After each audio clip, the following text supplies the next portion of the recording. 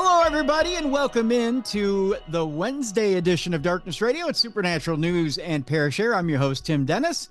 Got an exciting show today. Lots of news. Chock-a-block full of news today. Lots of good stuff today. With that, I'm going to need a co-hostess. So what I do is I reach across the Twin Cities on a beautiful day, by the way. 50 degrees outside. It is a beautiful week this week. I'm going to send up the signal. It was sent to me, by the way, by the Hindustan Times. It says Superstar right across it. Wow, she may have a new nickname. Send out the signal, and it calls her from across the Twin Cities. It says three-time Hindustan bestseller on it. Superstar. Ladies and gentlemen, she's intelligent, she's witty, she's funny, she's easy on the eyes, and she has plenty of facts to tell us about today's program. Ladies and gentlemen, here she is, Jessica Freeburg. Hi, Jess. How you doing? Hey, I'm so great today. I'm freaking loving this weather. Isn't it wonderful? Oh my gosh. We were freezing our nose hairs off last week, and now you walk outside, it's just glorious. I went outside for a little bit today. I'm ashamed to say I did have one string of bright white Christmas lights that were up on the porch, and I took them down today. It was February. I left them up till February. Perfect day to do it. Yeah, I know. I waited until it was out to do it. But that's finally down. So my neighbors finally shook their fist in righteous indignation. And, We have someone down the street who still turns theirs on. really? Yeah. Yeah, they have little kids and they're very Griswold. Like they have like so much during actual holiday, and it's slowly like piece by piece by piece they start to turn them off. So I think the kids must like really love them and like convince them to leave them on a little longer. Or they're So just really lazy and just decided maybe maybe sometime in June when it finally warms up, I'll take them down. that could be. They put so much effort into putting them out though. I mean, he's out there with the ladder in the back of his truck climbing up the ladder. I'm like, this is not safe. He's gonna fall off and die. Well, that's Yeah. probably why he's waiting until it's warm. He wants the snow off the ground so he doesn't slip, fall, and kill himself. Yeah, exactly. So the things we do for our children. Very true. Very true. So, yeah, so I went outside and I enjoyed for a couple of minutes. I put seeds in the dishes in the nut hut just in case. I know there's squirrels out there that are probably Yeah. mad at me because I haven't fed them in months, but they got to get along on their own. So I know Arnold, the big fat squirrel, is probably out there. He's probably lost about 40, 50 pounds. So So he's the normal size of a he's normal squirrel now. normal size. Yeah. He didn't have to have Ozempic after all. So he's probably normal size at this point. So he needs to fatten up a little bit, I'm sure, after this harsh Yeah. winter. Yeah. So I put out a little treat for Arnold today. So those of you who were worried about Arnold no longer need to be. I'm sure he'll be fine. So he's got a dish of seeds. So there you go. He'll be excited. He better be. That's all I got to say about that. So that's that update. You're updated on Arnold now. I'm sure most of you were worried. You were worried sick about him, but he's good. He's good. So there you go. But big show today, Jess. We have lots and lots and lots of things to update you on today, including uh, potential danger ahead should the UFO files be released and JFK Hmm. files be released. So we'll talk about that, having to do with heavens to Murgatroyd damaging relations with our fellow neighbors. I know. Like maybe that hasn't already been done. We'll tell you a little bit about how Robbie Williams has switched his focus from UFOs to psychics. Oh, Yeah. Well, we all gotta change our focus sometimes. So that'll come up in today's show. A dad sees a ghostly figure on camera as he returns from work in spine-chilling footage. We'll talk to you about that as well today. We have the creepiest story ever about Satanists and deer heads. ew. Yeah, you got that to look forward to today. That'll be fun. I just, figured I'd pull one of those out for you. We actually have, speaking of creepy, a story about what researchers found when they put their heads near mummies, they'll tell you what they actually smell like. Ew. I don't think I want to know. Hey, I told you we were going exploring today. You know, it's an interesting show today. Um, we'll also tell you how, in kind of some strange and bizarre news, how a camper ended up upside down in France. Evidently, they don't drive well in France. And there's a brand new sensation in Chicago for your palate cleanser today. Let's just say this one will have you laughing. You always have me laughing, Tim. So yeah, it's you'll be surprised what the brand new sensation in Chicago is. That's for sure. And we'll leave it at that. But first, let's tell you a little bit about what we started off with, to tease you with. The fact that a UFO expert says that President Trump's declassification of not only the UFO files, but the JFK files could expose possible cover-ups that span decades. I know you're saying, well, duh, Tim, that's what we're supposed to do. That's what we're supposed to do, Tim. An expert on UFOs says President Donald Trump's move to declassify decades-old government files on UFOs could reveal a potential cover-up and expose many federal secrets. The government for decades has investigated UFOs. I think it's undeniable that the government has looked at this for decades. They've had multiple programs, says former UK Defense Ministry official and UFO expert Nick Pope. He told that to Fox News Digital. The CIA, he says a lot of people believe that there is a smoking gun somewhere in those files. It's a very widely held belief that elements in the U.S. intelligence community know that some of this is extraterrestrial and have documents and files relating to this. And that, of course, is what everyone really wants to know. That's the $64,000 question, according to Nick. The CIA told Fox News Digital it has made records available to the public for decades and that they can be accessed on our website. We would refer further guidance to the DoD and DNI. Fox News Digital reached out to the Department of Defense and the Office of the Director of National Intelligence. Pope added, the big question on many Americans' minds is what's going on, and is any of this extraterrestrial? I think this is where President Trump's instincts come into play, because I think we've seen in this second term that he's moving much more quickly than in the first term. And he's recognizing things that are not necessarily flagged up in the opinion polls as big election issues, which is obviously focused on the big things like the economy and the border. But he's got that kind of popular touch, Pope said. He understands. He's got his finger on the pulse of what ordinary Americans are interested in and want. Pope shared that some of the intel in the files could hold information about real threats to our country. It's definitely a threat or a potential threat, particularly because of the pilots, the radar operators, the intelligence community personnel who have looked at some of these cases consistently. They say that these things are displaying speeds, maneuvers, and accelerations that make the best of our aircraft look like kids' toys, Pope explained. So an adversary has made a quantum leap in which the United States needs to know about that and close the gap pretty darn quickly. Or is there something else in our skies? Pope said. Pope shared that Trump has been briefed on these files and understands that American people have a deep desire to know what is going on and where their money is being invested, mentioning that rumors have spread through open hearings in Congress where whistleblowers have testified about the existence of legacy, intelligence, community, and acknowledged special access programs looking at UFOs going back decades to Roswell in 1947. If these rumors are true, and like I said, people have testified, people who are who they say they are, have testified under oath in Congress that this is all real, that we have recovered craft and even bodies. If this is true, and this is a cover-up, this conspiracy has been going on for nearly 80 years. How many billions of dollars of taxpayers' money has gone into trying to keep this secret, trying to figure out what this technology is, Pope said. Pope referred to Republicans and Democrats working together on this in Congress and the creation of a new oversight task force focused on the declassification of materials in the public interest, including the client list of Jeffrey Epstein and files related to September 11th, 2001, COVID origins, UFOs, and more. I'm not saying that this is going to be UAP specific, but clearly Any oversight task force may get into UAP as well.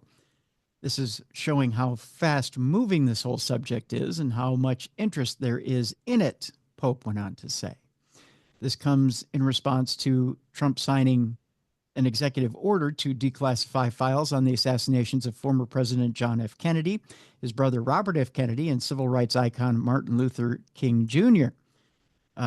Trump, obviously is going to have his legacy written large for all sorts of great reasons, but this would be the icing on the cake, Pope went on to say, and surely no president could resist that. To be the disclosure president, that would be amazing, Pope went on to say. Everyone else has been picking away at the knot. He will just cut through it, Pope said, and maybe Elon Musk will help him with this. If there is this multi-decade conspiracy, they will find it, they will expose it, and they will release it to the people.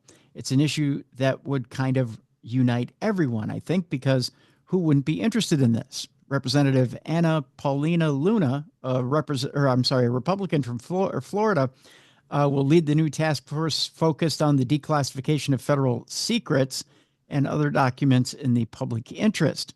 House Oversight Committee Chairman James Comer of Kentucky appointed Luna to chair the task force on the declassification of federal secrets. For too long, the federal government has kept information of public interest classified, and the American people are demanding greater transparency. The secrecy has sowed distrust in our institutions, Comer told Fox News Digital. He noted that the task force will build on the Trump administration's efforts to declassify records of national importance and ensure Americans get the answers that they deserve. Representative Luna is committed to shining a light on the truth and ending the era of secrecy, Comer said. It's time to let the sunlight in and provide answers that the American public has long demanded. Luna told Fox News Digital that the task force is expected to announce members of the team in the coming weeks. We will work alongside President Trump and his cabinet members to deliver truth to the American people, he said. From this moment forward, we will restore trust through transparency. So with that, Jess, that brings up the huge question. We keep hearing about transparency. Do you think there will be actual transparency this time around? That is $1 million question, Tim, that we keep wondering about. If there ever is going to be transparency, I think it would be now. So I think there's a chance of it. I don't know if it's in our best interest to have total transparency, though. I mean, there's probably certain things that we don't need to expose to the world, like, shady happenings in the background. Like, we don't need to make people mad at us more than they already are. I don't know. There's a lot of that out there right now, isn't there? It makes me a little nervous. There's and we mentioned it on a previous program. There's supposedly, and according to our friend John over at theblackvault.com, and I encourage you, if you ever want to read as much as there is out there right now, especially on the JFK assassination, on the RFK assassination, on UFO files, if you ever want to take that deep dive, I'm not talking about just cursory stuff on YouTube or whatever. I mean, that'll fill your head full of junk. If you actually want to read the stuff that's out there, Freedom of Information Act stuff, go to theblackvault.com. Read the actual documents. You'll find whatever it is you're looking for right there in black and white, stuff that the government's actually put out there that's actually been released.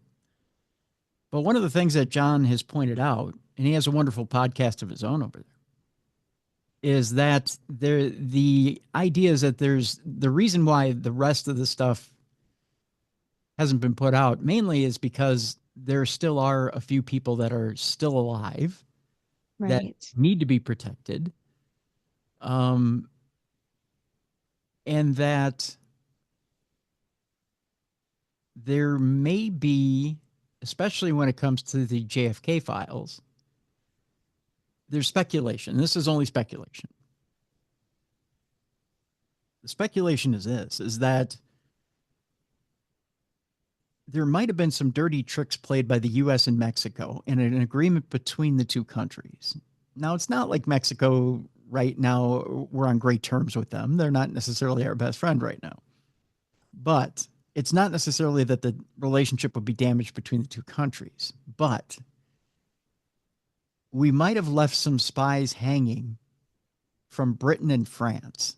And what we did to them would damage our relationship with Britain and France so irretrievably between those two countries that they might not be allies with us anymore. I mean, that's how bad these dirty tricks were that happened in the era of Bay of Pigs. And it might surround the Castro assassination attempt. See, and that's what makes me nervous. Like, do we really want that stuff exposed? Like, I want to know about the alien stuff. Like, give it all to me, But like, I don't know. There's certain things that I think maybe are better left unknown in our lifetimes. Maybe, 100 years from now when we're long gone. I don't know. It makes me nervous, I guess. And but see, but that sort of stuff might be timeless, Jess. You know, Yeah, maybe. I mean, think to yourself this. I mean, those alliances go on for decades and decades, hundreds of years, right? I mean, that you have to ask yourself when a bond is formed and it's strong like that, and those alliances go on for hundreds of years, tens of years, decades, centuries, and you do something to betray that trust. Is it irrevocably or irretrievably broken at some point when you don't tell 50, 60, 70 years down the line if you don't tell a secret? Yeah, and then the secret comes out and it makes you look bad because you did something bad or, whatever. I don't know. I don't know. You know, if you just go about your business and business as usual, and then you don't say, hey, you know what? We really screwed up back in the 1960s. Sure, it's 80 years later, but I'm sorry, not 80 years later, 60 years later. But, you know, we didn't mean to go on this long. But hey, you know what? We needed to clear the slate with our people. That's kind of narcissistic, isn't it? Yeah, a little bit. You know, I mean, good looking out, but thanks for nothing. You know, especially since you've been through world wars together. Yeah. You know, Yeah, I mean, sometimes you find out that you've been betrayed by someone that you really trusted and you can't get over that. yeah. That's So bad stuff.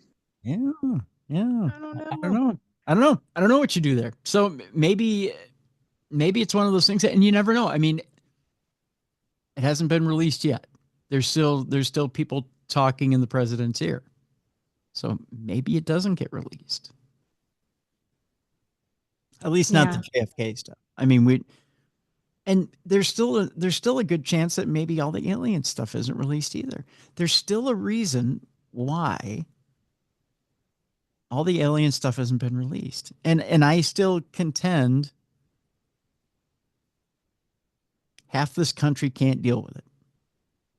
Oh, I think so too. I think it would be horrifying to people if Yeah. they knew for fact that aliens were real. I think there are certain people that would absolutely lose their minds. And They'd be so scared.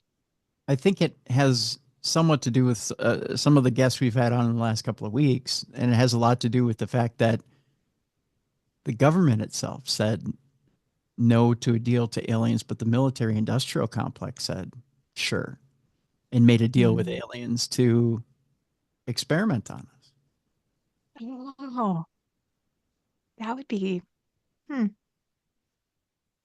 that'd be bad. See, I don't know. There's certain things I don't need to know. It's kind of like as a child and you start to learn about the birds and the bees, your mom and dad got it on, but you don't need to know the details. Like that's how I feel about some of this stuff. Yeah, yeah. And to think that maybe the country isn't run by the government, but it's run by the military industrial complex. Yeah. And that the government's just feeding the military industrial complex? Does that change the way you think about things? Yeah. It's a little much. It's a little much for us to handle. Yeah. Ignorance is bliss. Then there's truly a shadow government, and it's not what you think it is. Yeah, that's scary. So, Ugh, something to think worse about. than AI. Yeah, something to think about. Um, our next story has to do with a story that asks, are we alone? Intelligent life may be more common than what we thought. Again, kind of along that theory of, could America handle it if they knew that intelligent life was, if we were surrounded by it, right? Yeah. Well, there's a new Penn State study that suggests that same thing, that, hey, we're not alone. And we know for a fact that we're not. A new study from Penn State challenges the long-held belief that intelligent life is rare, suggesting instead that it may be more probable than previously assumed. In 1961, astrophysicist Frank Drake introduced the Drake equation, a mathematical framework designed to estimate the likelihood of technologically advanced civilizations in the Milky Way and their potential for communication. This equation marked a major shift in how humanity perceives its place in the cosmos. By 2023, advances in exoplanet science, astrobiology, and SETI research led to refinements of Drake's original formula. Among these, Canadian astrophysicist Sarah Seeger introduced an alternative equation focusing not just on intelligent life, but also on detecting biosignatures, which are chemical indicators of biological activity. Previously, theoretical physicists had approached the question differently. In 1983, physicist Brandon Carter proposed the hard steps model, which argued that life is extremely rare due to a series of improbable evolutionary leaps, or hard steps, necessary for complex organisms to emerge. Carter suggested that Earth's sequence of evolutionary milestones was exceptionally unlikely. The new Penn State study revisits this model, offering a fresh perspective on the idea that life may be more common than Carter originally proposed. Beyond mathematical formulas, scientists have long explored planetary habitability using the concept of Goldilocks zones, regions around stars where conditions are just right for liquid water, and potentially life. While the term gained widespread use in the 1990s and 2000s, it was first introduced by Stephen H. Dole in his 1964 book, Habitable Planets for Man, published by the Rand Corporation. Dole examined factors like temperature, atmosphere, and liquid water in determining planetary habitability.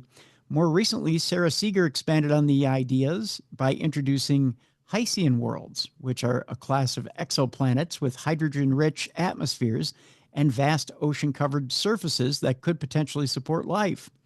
Now, in their recent paper, the research team composed of Daniel B. Mills, Jennifer L. McAlady, Adam Frank, and Jason T. Wright is reassessing the hard steps model by taking a critical look at several of its core assumptions with a view rooted in historical geobiology. This is a significant shift in how we think about the history of life, said Jennifer McAlady, who is a professor of geosciences at Penn State and co-author of the new paper. The study suggests that the evolution of complex life may be less about luck and more about the interplay between life and its environment, opening up exciting new avenues of research in our quest to understand our origins and our place in the universe, McAlady said.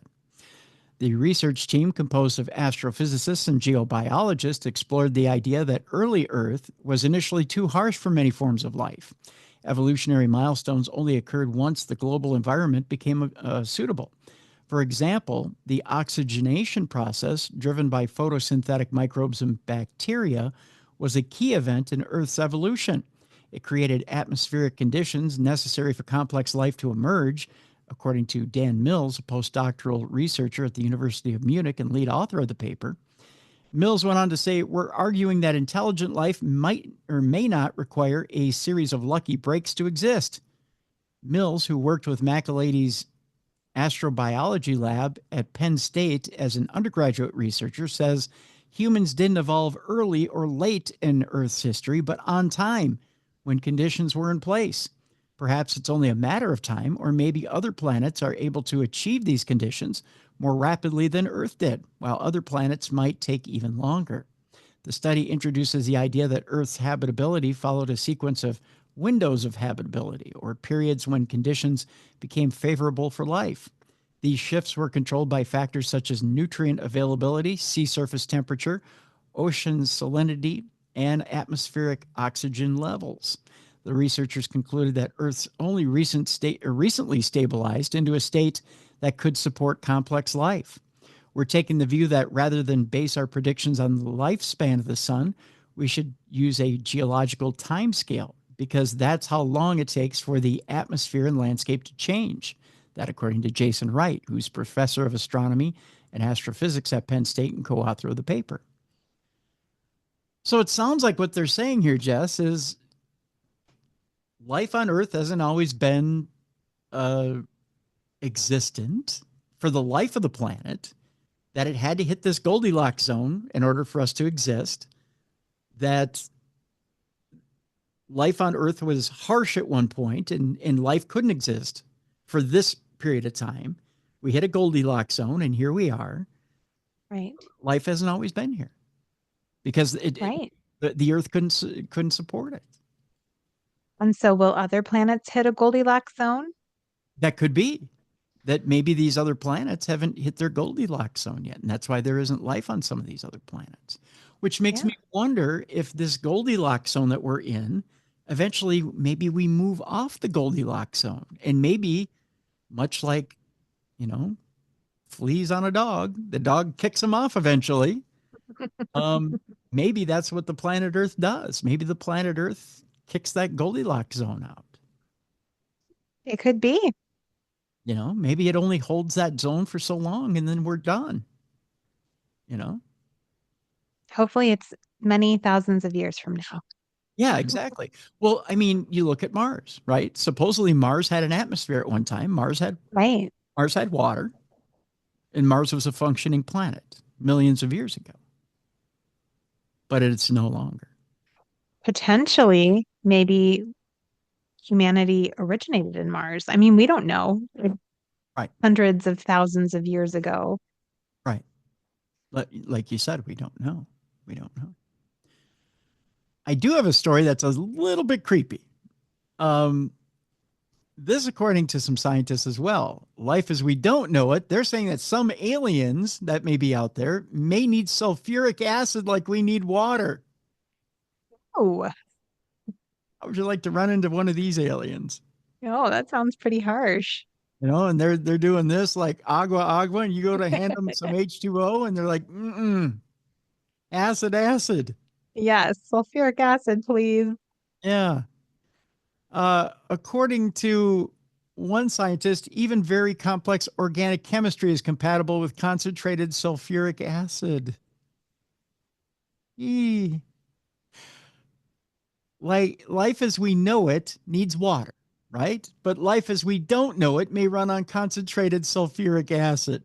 The chemistry of life as we know it wouldn't work in a place like the huge Saturn moon Titan, where it's so cold that ice behaves more like rock, or in the acidic clouds of Venus. But a different chemistry, which builds all the requisite pieces out of different materials, might have a shot. Imagine cells that use methane, sulfuric acid, or even molten rock, the way your cells use water. According to a 2021 study by Massachusetts Institute of Technology, or MIT, molecular biologist William Baines and his colleagues, it turns out that if we're looking for life as we don't know it, the best solvent out there may be concentrated sulfuric acid, the stuff that's floating around in the clouds of Venus. So yeah, you could have life on Venus. Yikes. Yeah. At the most basic level, life is just a series of chemical reactions. Those reactions need a medium in which to occur, which chemists call a solvent, something fluid enough that molecules can float around and mingle. And there needs to be a lot of it in one place. But not just any liquid will do. A solvent also needs to help break down and transport the chemicals that cells need to live, without also dissolving important molecules like lipids and amino acids. Now, here on Earth, water fits the bill perfectly, but it may not be the only liquid in the universe capable of supporting the chemistry of life. In a new study, Baines and his colleagues rated several possible solvents based on how they interact with the chemical building blocks of life and how common that they should be on rocky planets. Candidates range from the liquid forms of methane and ethane, ammonia and carbon dioxide, to even stranger possibilities like pitch and molten rock. The surprising champion is a chemical that we Earthlings often think of as painfully hostile to life, which is concentrated sulfuric acid. So Ouch. the aliens just want to go suck on my car battery. Yeah, that's right. Yeah, if you ever want to rehydrate an alien, that's probably it. Sulfuric acid. According to MIT astrobiologist Janusz Petkowski, that's who it is, Janusz Petkowski, even very complex organic chemistry is compatible with concentrated sulfuric acid. By the way, this new study was published in December in the journal Astrobiology, according to space.com. There's some runners up. We can mention them briefly. According to the dark seas of Titan, methane and ethane gases at the temperatures we find here on Earth, they qualify somewhere around minus 250 degrees Fahrenheit if you wanted to get an alien going there. So like a frozen fart. Yes, like a frozen fart. That would get some life forms going. On the There you other go. there you go. On the other end of the spectrum, molten rock is out because the tremendous heat required to keep the rock liquid and break down nearly all organic molecules. Some chemicals like ammonia have all the right properties to make good solvents for life's chemistry to happen, but it may not matter because the same processes that equip a rocky planet with ammonia are also likely to stock it with water. So when that happens, the two substances almost inevitably mix. So you might as well just use the water. Yeah. Science is so complicated. It is complicated. So there's that as well. So in the end, it's either water or sulfuric acid. You're either, what is it? You're either acidic or you're alkaline. Oh, right. Okay. Yeah. I'm going to go with water. I Yeah. get to pick. I'll take water. I don't need to drink a battery. I'm good. I feel like it would be hard on our skin too. Yeah, there's definitely that. Our next story has to do with a mystery as anomalous deep space signals are traced to a long dead galaxy. The signals have been inexplicably traced back to a galaxy that's been dormant for billions of years. Astronomers have been attempting to get to the bottom of a galactic mystery that seems to transcend our understanding of the cosmos, and it all has to do with mysterious cosmic eruptions that appear to be originating in a galaxy that shouldn't be able to produce anything like them. Typically known as fast radio bursts, these intense flashes last mere milliseconds, yet can generate as much energy as the sun does in an entire day. Astronomers have seen them elsewhere in the cosmos, but these particular examples, which seem to trace back to a galaxy that has been dead for 11 billion years, pose a rather perplexing mystery. It's believed that these fast radio bursts accompany supernova explosions, but these are usually found only in relatively young galaxies where stars are still being formed.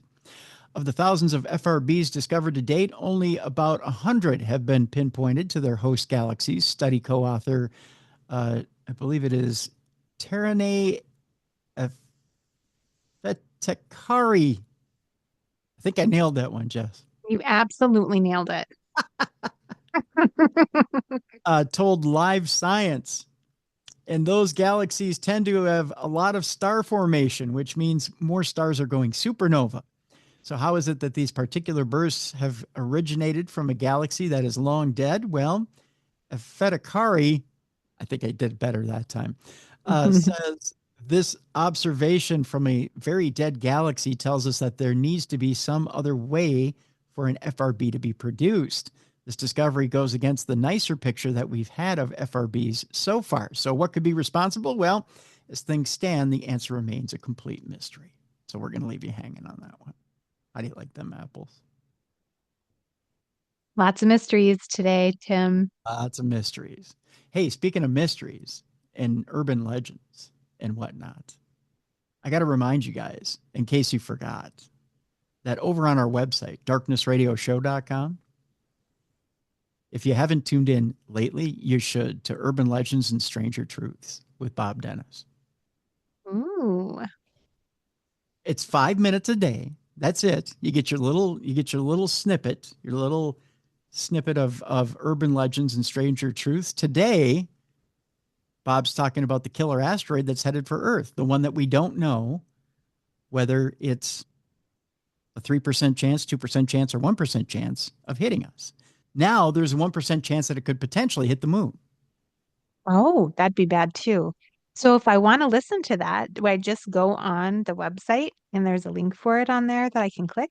It's got its own page right there on darknessradioshow.com. So if you look at the top on darknessradioshow.com, you'll see a tab for Urban Legends Stranger Truths with Bob Dennis. Just click on that and it'll bring you to the page on the website, and you'll see a swell player there. That's the actual player, the swell player. And you can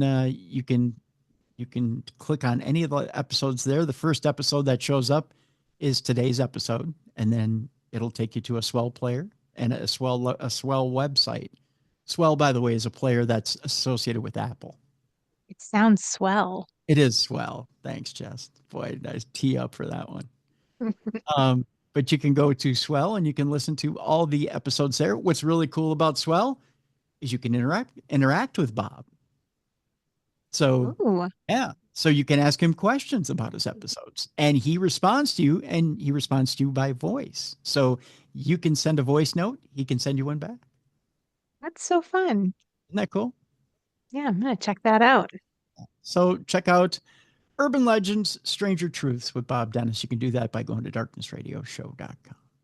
So there you go. Talk about the asteroid. That's today's episode, by the way.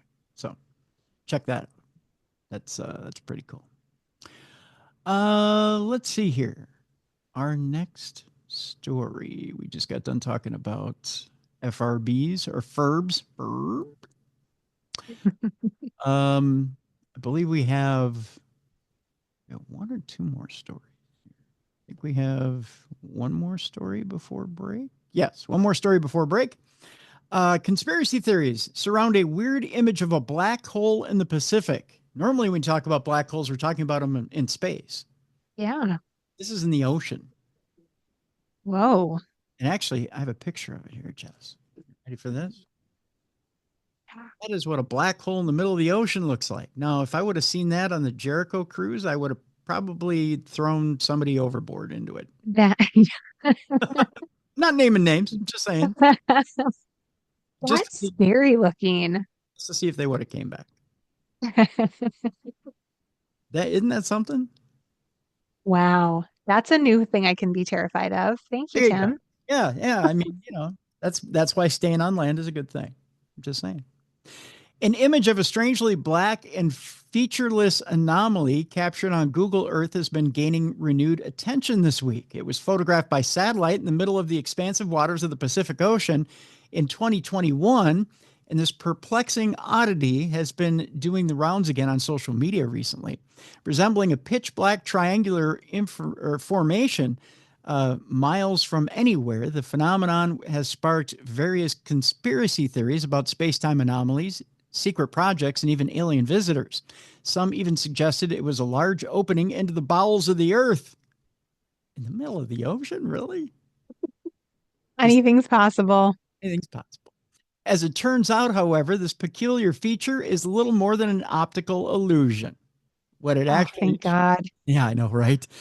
What it actually shows is an island that is completely covered with trees, which happens to be so densely packed together that they appear to be a single black shape on the satellite image. Get out of here. Seriously? Yeah. Oh, I want to go to that island. There's probably lots of monkeys there. Right? Yeah. Although the monkeys could never hit the floor, they'd be in the trees the entire time. We'd have to learn how to swing in the trees, Tim. Right. Telling you. Known as Vostok Island, the small island mass is one of 33 that make up the Republic of Kiribati in the South Pacific, approximately 4,000 miles from the coast of Australia. I think, is Kiribati the one where they do land? I saw this on Dan Aykroyd's program the other day, where they do the land jumping or the land, You know what I'm talking about? It's like bungee jumping, but land. Ooh, Oh no, it's not an ooh thing. Like it's a tribal passage thing for males where you can die from it. that sounds scary. You tie the vines to your ankles, and they're stretchy vines, and Okay. you go up on a tower up 100 feet, and then it's a rite of passage when you become a young man, and then you're supposed to fling yourself off the tower, and if you hit the mud and you don't come back, you're dead. If you manage to just touch the ground lightly, you've passed, and then you become a man. Um, yeah, Oh my God. yeah, it's a kind of a hard way to pass puberty. Just saying. Puberty's hard enough. Right, right. Kind of hard getting through that. There was another one too. There was another rite of passage. I don't think it was Kiribati. I think it was. I'm trying to remember where it was, where they take these ants and they put them in gloves, and Oh these Lord. these ants sting, and then they require these villagers to these male villagers to put these gloves, these ant gloves on, and they sting, and they fill the gloves with ants. Now, one sting is, I'm trying to remember what the equivalent of. It's like a gunshot or something like that. The sting is, but so one ant, one sting, equivalent of a gunshot, pain wise. Yeah. They fill the gloves full of ants, and then they put them on both hands, and then they wear them for something like 20 minutes, right? Or is it 10 That's minutes? I think crazy. it's 10 minutes, but they do it 20 times. So you have to do this 20 times. So they take them off after 10 minutes, and then they dance around. There's like this guy dances around with like ten other guys, and they do this little dance in a circle for 10 minutes, and then they remove it, and then he does it 20 more times. Oh my gosh. And then after he does that, he's a man. Oh, Uh, I'd rather become a man in America. I would say. The old I fashioned. mean, fair though, the women there have to give childbirth, without anything, so all you got to do is have your hands bitten by ants. Fair trade. You have to do 100,000 gunshots to your hands 20 times.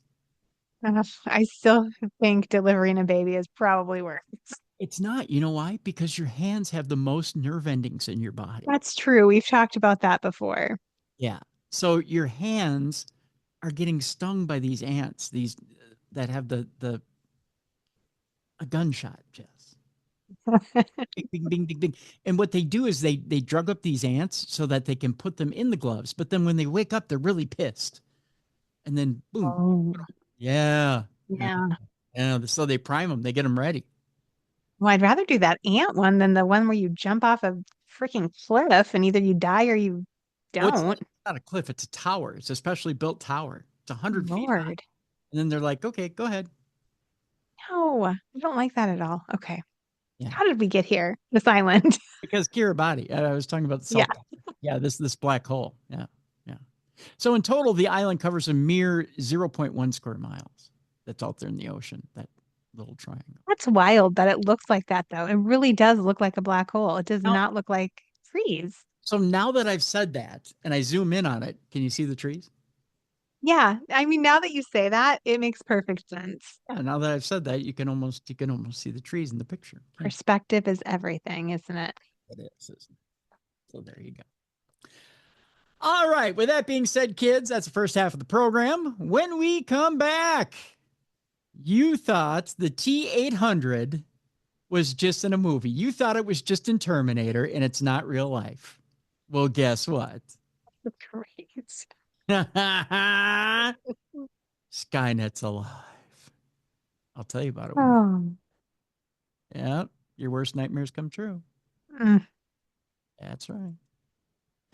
Also, when we come back, we got some ghost stories that we'll tell you about. A deer's head was left by Satanists at a church. We'll tell you about that when we come back. Fun stuff. We'll also have a story about why a burst of brain activity after death could be your soul leaving the body. Ooh. Some scientific proof of life after death. When we come back, researchers reveal what a mummy smells like. We'll tell you what exactly it smells like. I doubt it's fresh flowers at a market. We'll tell you what exactly that smell is.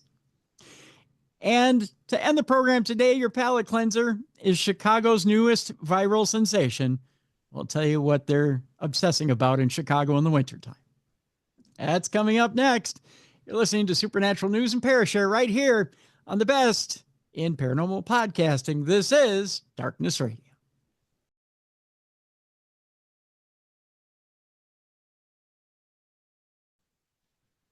Welcome back to the best in paranormal podcasting. This is Darkness Radio on a Wednesday, Supernatural News and Parashare. Tim Dennis and Jessica Freeburg with you.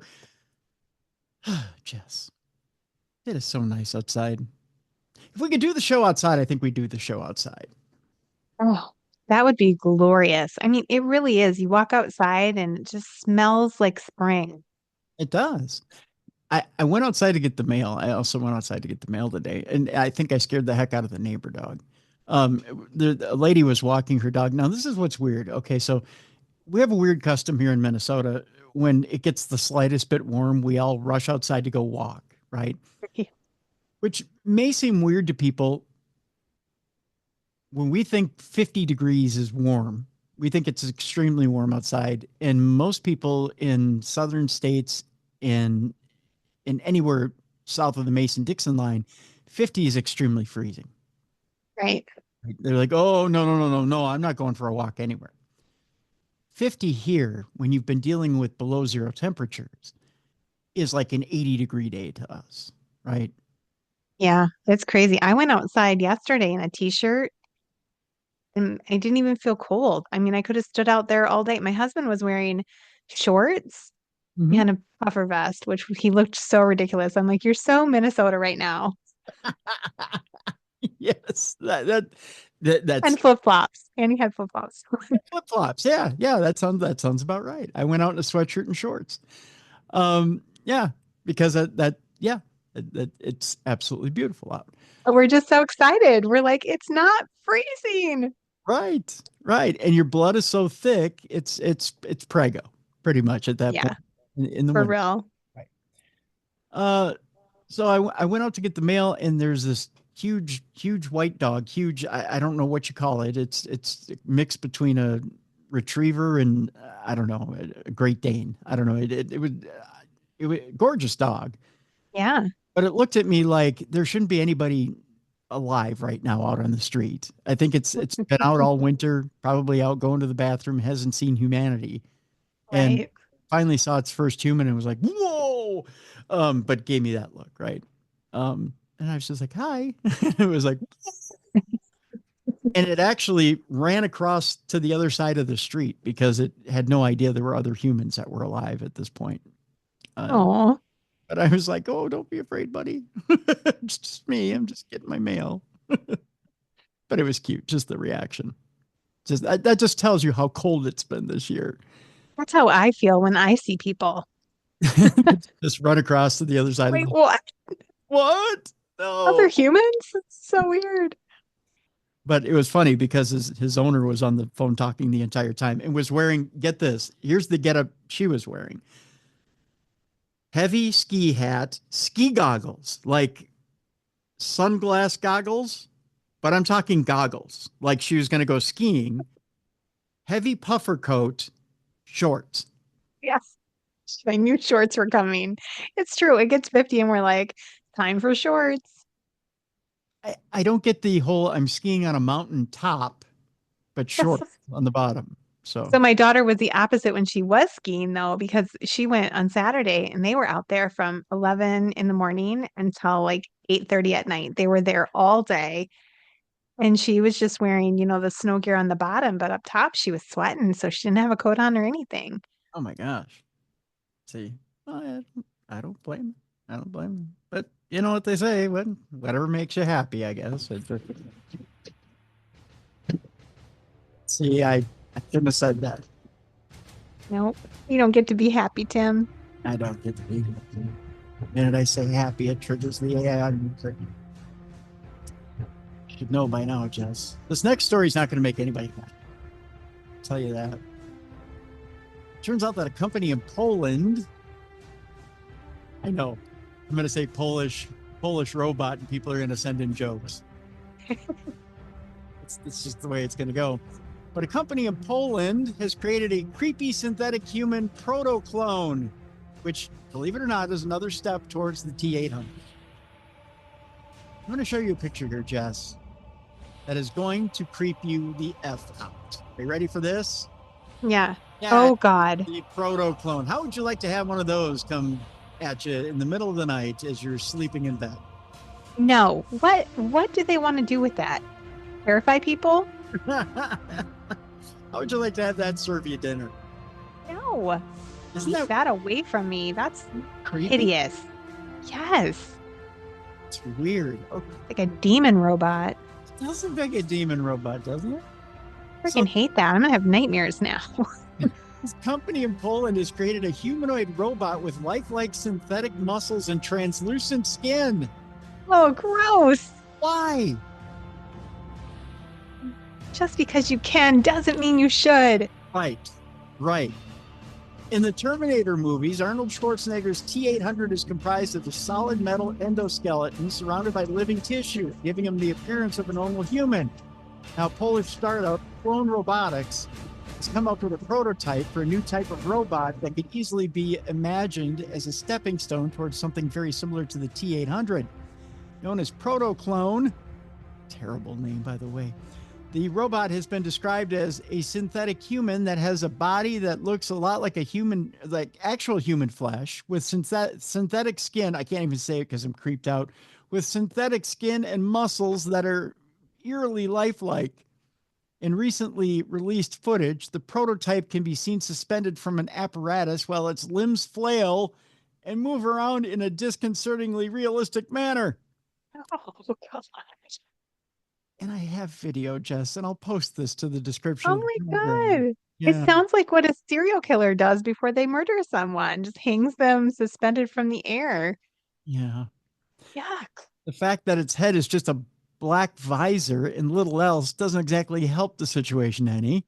Described by the firm as the world's first bipedal musculoskeletal android, Proto-Clone takes a little bit different approach to most modern robots by trying to emulate the muscles, joints, and ligaments of an actual human body. The Proto-Clone is a faceless, anatomically accurate synthetic human with over 200 degrees of freedom, over 1,000 myofibers, and over 200 sensors, the firm wrote. The current version is powered by pneumatics, but there are plans to switch this to hydraulics because, it's not creepy enough for you. Whether or not Proto-Clone represents the future of robotics, however, remains to be seen. Let's see if I can get this to play so you can see exactly just how creepy this is. Just take a look at how creepy this guy is right here. Oh my gosh. Look at that. Tim, I cannot. This is so disgusting to me. Yeah, look at that. Huh? It's so real looking. Yeah. It's kind of like he's doing a weird dance. Yeah. Kicking out a leg and flexing his foot, moving his fists back and forth. It's kind of like a TikTok dance. It is. And he's suspended by wires. It's not like he's not like on the ground. But it's weird herky jerky. Like it's almost like, when you watch a horror movie and there's like a dead person moving weirdly, all jerky. Yeah. Ugh. He's got rigor mortis setting in. Yeah. Yeah. Rigor mortis on your Proto-Clone. Wait, that didn't sound right either. An insult.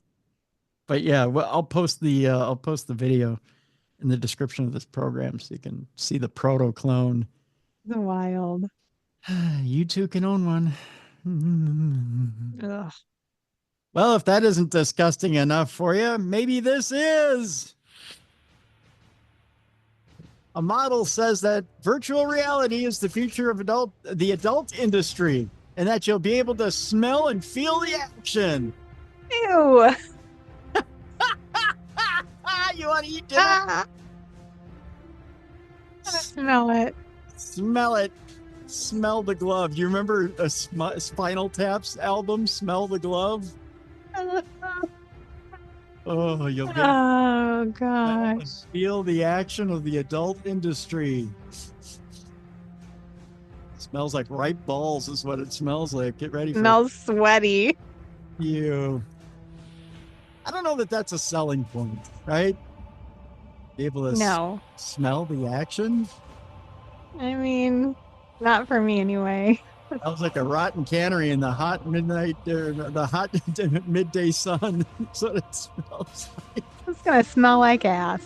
Yeah, it's gonna smell like ass.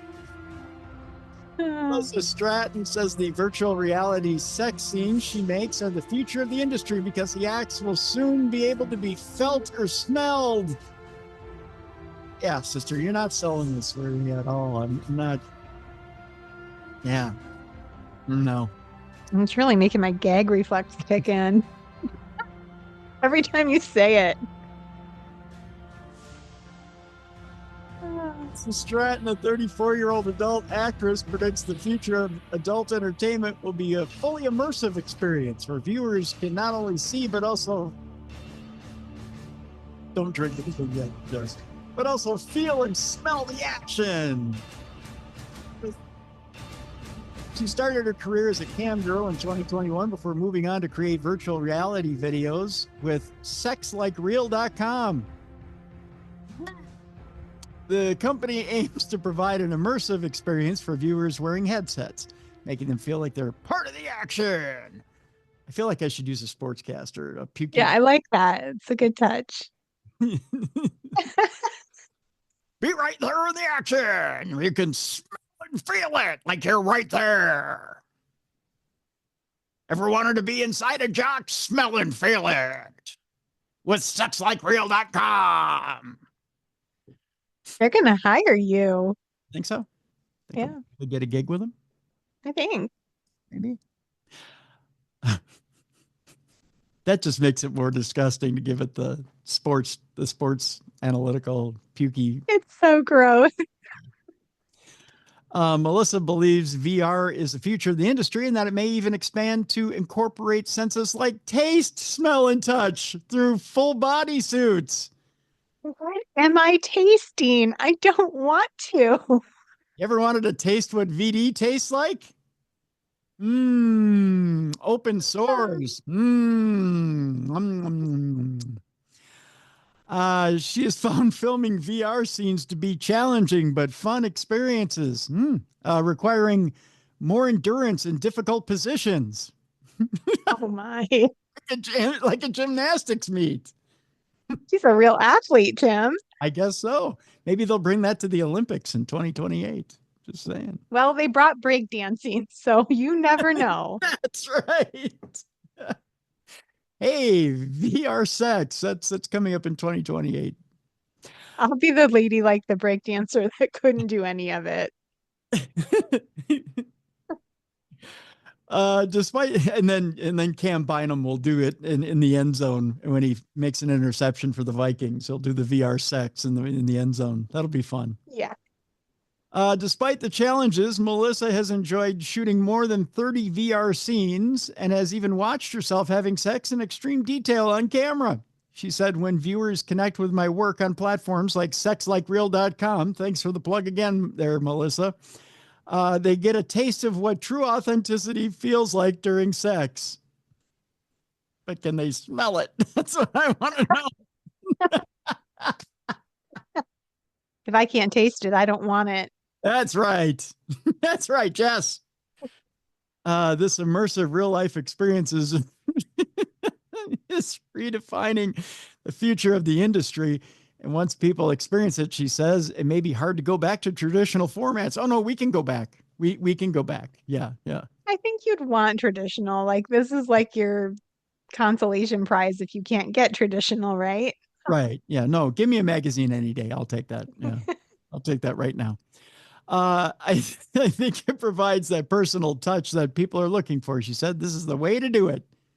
No, not really. You can see so much details. She says the viewer feels so close to the action. I had to do it that way. Should I do the rest in the puker voice? It's from a point of view that is way more realistic to what an actual setting like this would feel like. Yeah. Does that sell it? I mean, it's all. I'm sold. I'm sold from the start, Tim. I think so. You had me at smell it. You had me at smell it. Uh, please tell me your kids didn't walk through the door at that point. Literally, my child did just walk through the door.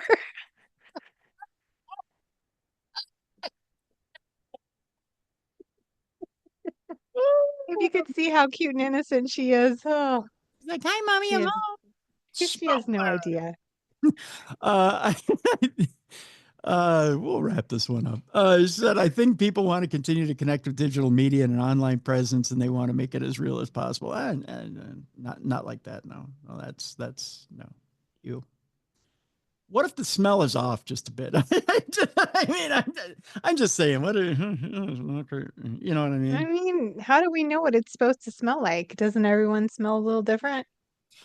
Right? I mean, okay. Like for example, I'll give you just a quick example here. Like, okay, I have a Febreze plug-in down here, and I have the smell of lemon. Now we know what a real lemon smells like, right? I mean, we know what real lemon smells like, but you get a Febreze lemon plug-in, and a Febreze lemon plug-in doesn't really smell like lemon. It smells like artificial lemon, and sometimes artificial lemon is kind of Right. it's not real lemon, and it kind of Like it's strawberries. Strawberries don't smell like strawberry scent. right. And sometimes it's a little overwhelming. Sometimes it's cloying. Sometimes it's offensive to the senses, right? Yeah. So what if you get on this VR and it's a little cloying to the senses? I Maybe mean, I feel like it's going to be offensive to the senses no matter what.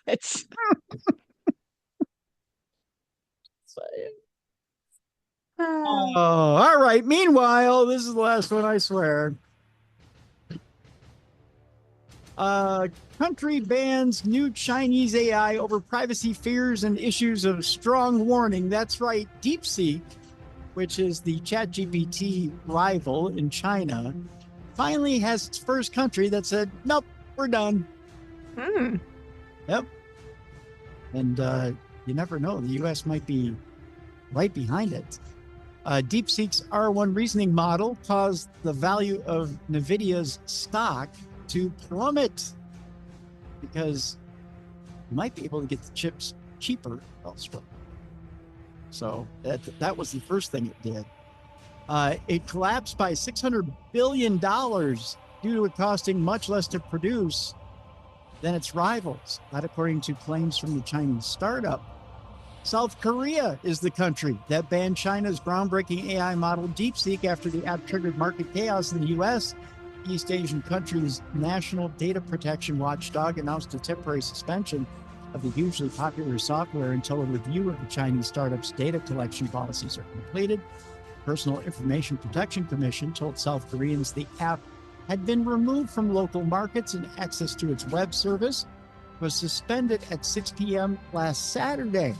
Local reports say the ban will remain in place until DeepSeek makes changes to ensure compliance with the local laws.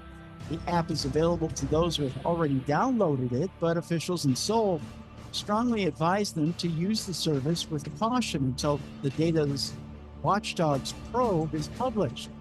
DeepSeek launched its R1 reasoning model with, they claim, a fraction of the money other rival AI companies were pumping into their models.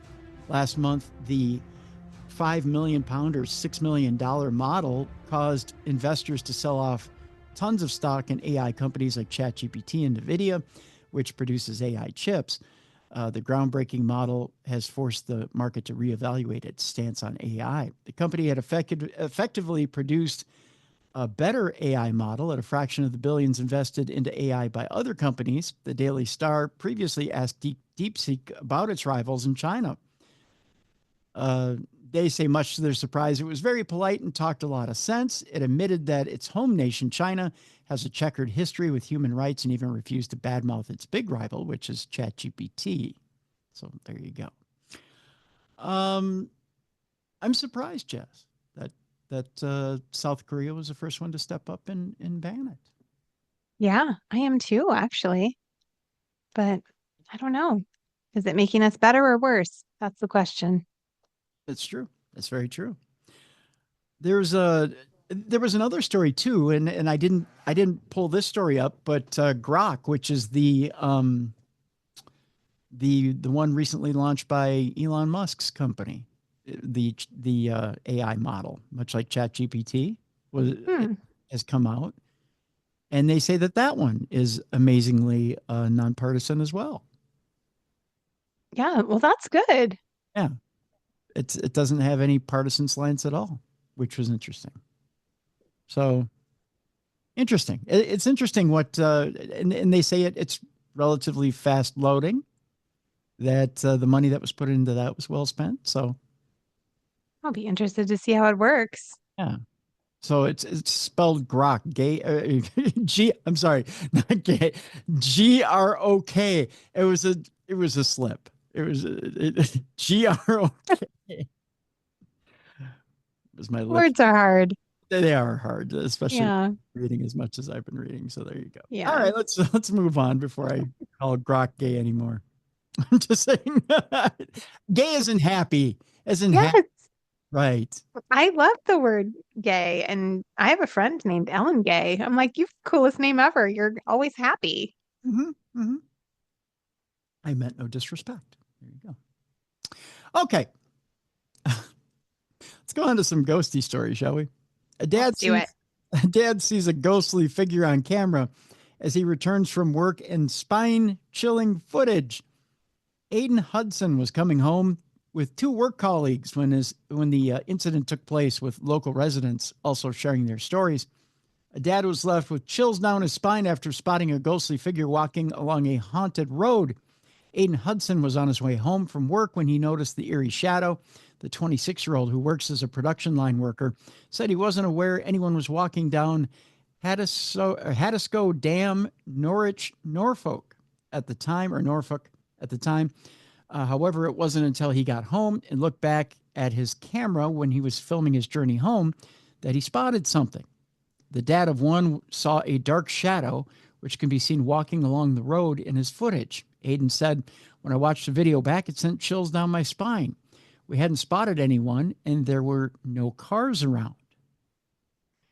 If we'd seen someone, then one of us would have pointed it out, but it's unheard of for someone to be walking along that road even in the daytime. It's a treacherous road, and there isn't even a pavement. It's really out of place. I posted the video on social media and didn't think anything of it. When I got home, I watched the video back, and I couldn't believe it." Aiden was with two other colleagues on the journey home when the sighting took place. He added, "I've been doing the journey for about 9 months. I usually film the journey because of the fog looks good and it's quite a twisty road. I messaged my colleagues and they hadn't seen anyone either. There were three of us and the driver is a really good observant driver. They couldn't believe it either. This isn't the first time local residents have spotted eerie figures walking down the street." Aiden shared, "People from the local area have told me that it's quite a haunted road and there are 5 accidents a year on that road. I'm skeptical," he went on to say. "I have to see it to believe it. That road has had a lot of accidents, so if you're going to see a ghost anywhere, then that road is the place, especially at that time of night." Let's see here. Is there a video accompanying this? Well, even creepier to see it in the video, like not with your naked eye, but to see it after the fact. I think Right. that makes Yeah. it even more eerie. Yeah. I'm seeing a lot of ads, but I'm not seeing the video. Oh, let's see here. I'm not seeing video on this, Jess. If there's, I was going to say, if there's video on this, it's loading kind of slow. So, um, is there video on this? Is there video? If there's, yes, there is video on this. A lot of ads too. What I'll do is I'll post this again in the description of the program, so you guys can take a look at it and tell me what you think for yourself. You tell me if you see the. It sounds like Jesse Ventura now. You tell me. if you see the shadow or not, and what you think of it. You can send me a note, tim@darknessradio.com. All right. Here's a little bit of an eerie, creepy story. And again, I have a little bit of a problem, and I'll tell you why here at the end of the story after I read this and why I have a bit of a problem with this. Some people may be casting aspersions, but we'll see. Satanists, in quotes, fears after decapitated deer's head is left at a church as lynx made devil worshippers sacrifices. I know it sounds like word salad. Follow me here. Fears are growing that Satanists have struck again as a decapitated deer's head was dumped outside a church in a small New Forest village after sacrificial killings. Let me show you the picture here, Jess, of what they're pointing out. This is the picture of the decapitated deer's head left. Oh, It's just kind of sitting there. It's actually kind of sad. It's not. that is sad. This Yeah. little looks like he's taking a nap Yeah, without his body. exactly. It's just kind of wah, wah. It's not like there's blood sprawled anywhere. It's just kind of sitting there. Kind of sad, actually. Yeah. Decapitated. Let me try again. A decapitated deer's head has been gruesomely dumped outside church in one of the UK's most scenic national parks, sending shockwaves through the community and sparking fears that Satanists may be behind the chilling act. The blood-curdling discovery was made outside St. Teresa's Church in Taunton, Hampshire, nestled in the heart of the stunning New Forest National Park. The animal's severed head was found ominously positioned next to an inverted cross, feeling even more unease. Police were called to the scene last week after the deer's head was placed in front of the church for the public to see. The eerie find comes just 1 month after another deer's head was discovered outside St. Michael's and All Angels Church in nearby Lyndhurst, raising suspicions that a sinister pattern is emerging. Reverend Canon Simon Trelaw of St. Teresa's Church said, "If they really want to impress me, leave me a couple of pounds of venison sausages." Yes, that'd impress him, wouldn't it? Lacey has a good sense of humor about it. Right. He said, "I suppose a pig's head would have been more useful, but you could at least cook with that. But I'm not quite sure what to do with a deer's head," he went on to say. Hampshire and Isle of Wight Constabulary said they were called to the church following a report of the animal carcass. It has since been removed and inquiries are ongoing. I'm just waiting for the rest of the story to load here. I'll tell you this much, Jess, as we're waiting for the story to update here. I'll tell you why I'm a little skeptical. And it sounds like amateurs to me. Because a real quote unquote Satanist wouldn't run around to either targeted churches or random churches and just leave animal parts on a church's doorstep. A real Satanist, especially with an inverted cross, a real Satanist is more of a political belief and less of a, I mean, don't get me wrong. There's a religious belief to a point there, but there's not the need to strike out against a church, right? They're not trying to shock and scare people. They're just doing their thing in Right. their own space. Right. And even though there is do what thou will or wilt, there's not, the idea is not to go out and harm others. It's to practice what you practice, but not to harm while doing so. So whoever is getting their jollies by, desecrating animals and dropping them on the front step of churches, it's not necessarily, whether it be the Church of Satan or Satanic Temple, one or the other, that's not their way. It's probably more likely teenagers trying to be creepy, like Right. to freak people out. Right, exactly. Now, the New Forest has long been shrouded with eerie stories of suspected satanic worship and animal killings, according to this article that I'm reading from, which is from the Daily Star overseas. In May of 2024, a flock of sheep were mutilated and killed, as well as a deer's head being left on top of a headstone. In January of 2023, pig hearts were found on top of a Bronze Age mound surrounded by 30 candles on Stagberry Hill in the New Forest. Locals have taken to patrolling areas of the national park to ward off potential Satanists as they fear animal sacrifice is part of their rituals. Satanism is a religious or countercultural practice, it says here, system of beliefs that has Satan as a central figure. Now, again, I point this out, not that I'm defending Satanism by any means, don't get me wrong, but again, to be educated about it, and that's what we do here. We educate, entertain, enlighten. A typical Satanist does not drop animal parts on a church step and doesn't go out and threaten people with animal parts, and they certainly don't inflict their views on anyone either. It's not how they operate. So this is more than likely just teenagers trying to get a jolly or a thrill. That's what it sounds like to me. Yeah. So there you go. All right, let's move on to the next story. Burst of brain activity after death could be the soul leaving the body. New story out there from a leading psychologist. They say they've identified an unusual burst of brain activity that occurs after a patient has died. Now, the question is posed, do we each possess a soul that persists after we die, or is consciousness produced entirely within the physical brain?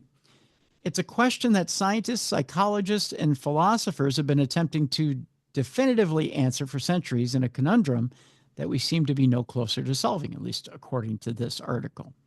That said, Dr. Stuart Hameroff, a professor of anesthesiology and psychology at the University of Arizona, believes that he may be closer than most to finding an answer. Back in 2009, researchers at George Washington University placed small sensors in the brains of patients deemed to be clinically dead just before their life support machines were turned off. Surprisingly, they recorded unexpected brain activity, sometimes lasting up to 90 seconds, occurring after the patient had died. Dr. Hameroff now believes that this could be evidence of a soul leaving the body upon death. The research also suggests that consciousness may be the last thing that goes when we die. As the brain reaches a critical level of hypoxia, the action potential, an electrical signal that shoots down a neuron, lost by large numbers of neurons, and this loss of electrical potential causes a cascade of electrical act, the study researchers wrote. We offer this as a potential explanation for the clarity in which many patients have out-of-body experiences when successfully revived from a near-death event. But is this really evidence of a soul leaving the body, or simply the activity of a dying brain? Well, you're going to love this next line. We may never know for sure. Is what I think we will know for sure eventually, probably in the next 20 to 25 years. As science catches up with it. Yeah, and if they take it seriously, take the research seriously. But I think eventually technology will catch up and we'll know exactly what that is, what that response is. Yeah. It's pretty wild. It's cool that they've caught that little blip. Yeah, that's for sure. But it's a matter of measuring it and figuring out energy transference and where that energy goes, right? And being able to follow it. And the other part of it too is if they can follow that energy into wherever it goes, knowing where that final place is that energy goes and where it is. Right. Yeah. And if you actually somehow get a visual of the energy after it's out of that physical body is the next scientific step. Yep. And if you can do that, then you probably have solved the mystery of the afterlife. Yeah. Yeah. My favorite quotes, one of them, I have many, but one of my favorite quotes is from Albert Einstein. And he says, energy can not be created or destroyed. It just is. So we came from something and we go to something. And I believe that. So I think it's cool that science is getting closer, one step closer Yeah, to understanding what that is. indeed. Indeed. Well, we all have interests, and sometimes those interests change. We've all had experiences, and those experiences change. Robbie Williams has been the only guy in the universe, I think, who's never changed up until now. Robbie Williams is trading UFO encounters for psychic experiences, as it turns out. Hmm. The singer whose life is told in the movie Better Man has always had a fascination with the unexplained. Having found fame back in the 90s as a member of the band Take That, before going on to become a highly successful solo artist, Robbie Williams is certainly no stranger to being in the limelight. In addition to his singing career, he's also gained a lot of attention over the years for his paranormal stories, UFO sightings, in the general interest in all things unexplained. Back in 2020, for instance, it emerged that the best-selling singer based one of his most successful songs, Angels, on his experiences with the paranormal entities when he was a child. He was even in the running to purchase the infamous Skinwalker Ranch in Utah, a notorious hotspot for paranormal phenomena, as well as for sightings of strange creatures and UFOs. Since becoming a father, however, he admits that his experiences have mellowed somewhat. Speaking recently to hosts Jeremy Corbell and George Knapp on the Weaponized podcast, Williams declared that he hasn't had any encounters with UFOs for quite some time. Instead, he claims that he has seen an increase in potentially psychic moments in his day-to-day life. You think of people and they phone. You think of people and they email, he explained. A lot of this could be coincidence, but the rate that this is happening just recently, oh, wow, you've got my attention. Williams himself is the subject of a new movie currently in cinemas, which is called Better Man, which tells the story of his life, but with the peculiar twist of him or having him portrayed as an anthropomorphic ape. I have a hard time with that word sometimes. That's a hard one. Yeah, ape. He maintains that the decision was down to him feeling less evolved than other people. That's why he made that. So there you go. All right. A couple of interesting stories here, Jess. One having to do with Egypt's pyramids, and the other with what a mummy smells like. So much about smells today, Tim. I know. We're getting rather graphic today. Just to say it. A lot of theater of the mind, so to speak, going on today. Yeah. All right. The first one has to do with pyramids. Now, this isn't the first time I've heard this about pyramids being energy sources, and different types of energy sources are even working as batteries. But scientists are now discovering mysterious forms of energy in Egypt's pyramids that should only exist in modern times. Ooh. Okay. A new discovery in Egypt's Great Pyramid of Giza suggests the structure was not just a pharaoh's final resting place, but also a giant power plant. Now, actually, Mike Ricksecker said the exact same thing when he was on this program. That's so interesting. Scientists blasted the 4,600-year-old structure with electromagnetic waves, a form of radiation that travels through the universe, finding it focused and amplified the energy into specific chambers and around the base. Electromagnetic waves are used in such research because the radiation interacts with matter in unique waves, allowing experts to probe specific details around and about a structure's composition, arrangement, and dynamics. The waves built up energy in the king's chamber, the queen's chamber, and an unfinished chamber beneath the structure. Scientists concluded that the pyramid may have been a gigantic resonator that was designed to trap electromagnetic waves. Retired aerospace engineer Christopher Dunn, who has spent years analyzing the pyramid, recently shared that research. Like this suggests there was a greater purpose behind the building and its structure. Speaking on the Joe Rogan Experience in April of 2024, Dunn said that the northern shaft of the pyramid has an appearance similar to a tube-like structure used to transmit microwaves and electromagnetic energy. That's a part of the theory in the Giza power plant, he said. There are two chemicals that are introduced into the chamber, and the chemicals mix, and they boil off hydrogen to create energy. As for the purpose of turning this structure into a giant clean energy power plant, scientists of the study said it's still a mystery, but the Egyptians may have been much more advanced than anyone ever thought. I don't think there's any part of that pyramid that did not serve a practical function, Dunn told Rogan. Dunn spent 30 years conducting computer analysis of the pyramids, landing on the theory that the ancient Egyptian builders had access to highly refined tools, modern construction techniques, and even mega machines, despite there being no archaeological record of their use.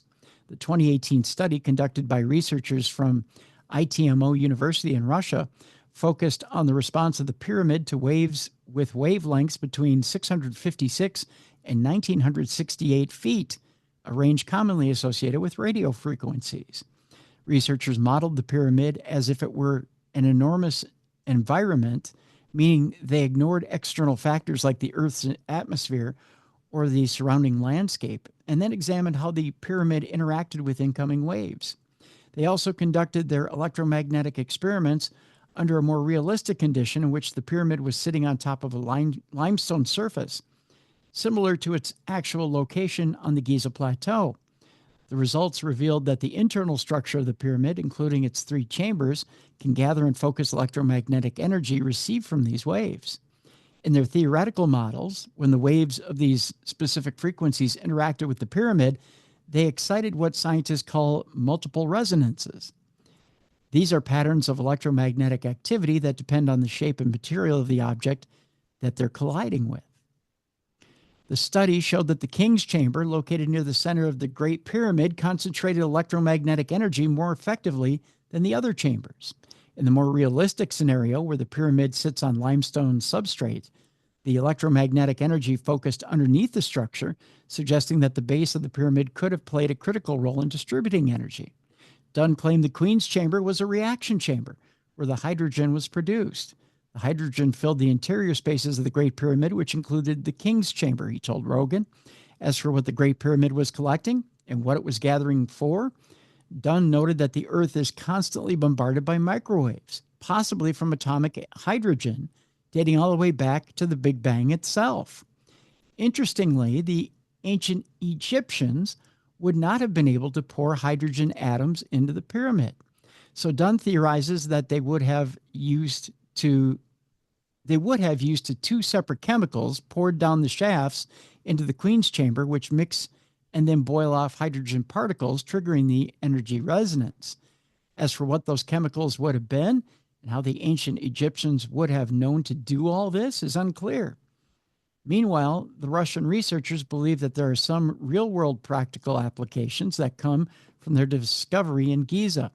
Using what they learned from the Great Pyramid, the ITMO team said their next goal was to design their own nanoparticles that could recreate the same effects in the radio frequency range. Those tiny particles, in theory, could help discover new sensors and highly effective solar cells. So the pyramids might really just be a big power plant. Yeah, that's so fascinating. I'd heard one time from a friend who was studying this sort of thing that there was so much more technology back in that time than we're aware of. Mhm. And this kind of seems to kind of support that theory. And a lot of it has to do with magnetic frequency. hmm Yeah. And the question, like, how do they know how to do that? Well, how do we know how to do all the stuff that we know how to do? Mm-hmm. Like, mankind just figures things out, and I think it's very possible that there was more advanced technology that just got lost to time that we're not aware of. Absolutely. Absolutely. Well, I don't want to know what technology was used in this, Jess, but researchers reveal what ancient mummies actually smell like. Time to put on your smell-o-vision caps, kids, because we're going into another pyramid. Pictures can tell us a lot about the mysteries of the ancients, but smell tends to be a lot more difficult to convey. Cecilia Bembibre says that when we see objects in museum display cases, it often doesn't tell us the whole story. One thing that tends to get ignored or even lost in the conversation process is the smell. Maybe that's a good thing. Just saying. We lose a lot of valuable information as a result, such as how the object was produced or how it functioned. Her field is called sensory heritage, which relates to how we engage with heritage objects with senses other than vision. As part of it, she develops methods to identify and preserve culturally significant smells. Ew. For example, Wow. she's worked with St. Paul's Cathedral to recreate the scent of its library. Mm. I don't know. What do you think of the smell of old books? Oh, I love the smell of old books. Yeah. It's a stink, but it's a stink that I like. There you go. That's a very interesting. That's a very interesting sentence. Uh, so she's worked with St. Paul's Cathedral, to recreate the scent of its library to ensure that it can be experienced by future generations. She was also part of an EU-funded project called, I believe it's Odd Europa, which worked with computer scientists and historians to tell the stories of smells from 300 years of European history. With help from some perfumers, they brought back smells such as 17th century Amsterdam with its canals and linden trees. As a result, for example, visitors to Museum Ulm in southern Germany can experience our olfactory interpretations for 10 of the paintings on display. Her latest project delves much further into the past. She was asked by the University of, I believe this is Ljubljana, in association with the University of Krakow and the Egyptian Museum in Cairo, to help with a study of mummified bodies. Ljubljana was studying a mummified body in the National Museum in Slovenia and had been invited to extend its research to some mummified bodies in Cairo. The strict guidelines about studying these bodies stipulate that researchers must use techniques that are not destructive.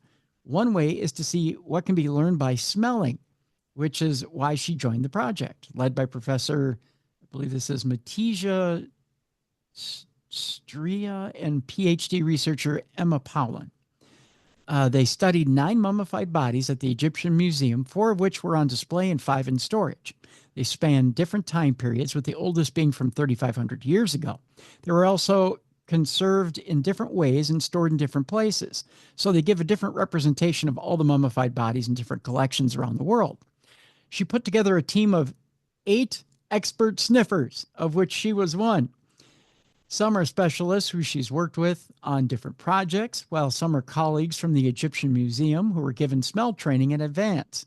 She wanted them on the panel because they're so familiar with smells in question.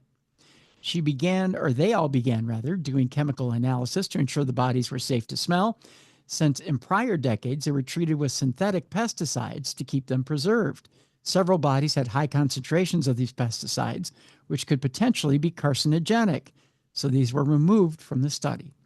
With the remaining 9, they slightly opened the sarcophaguses to insert little pipes and extract quantities of air. A measured volume of this air went into special bags, which they took into a room away from display areas, so she and other sniffers, I like the term, could experience them nose on. Clever. More air was captured inside these metal tubes containing a polymer that traps the volatile organic compounds, so they could be studied in a laboratory at the University of Ljubljana. This air was subjected to various chemical analysis to see which compounds were present, and also separated into constituent parts using chromatography. There we go, chromatography. So that we sniffers could experience and describe each smell individually.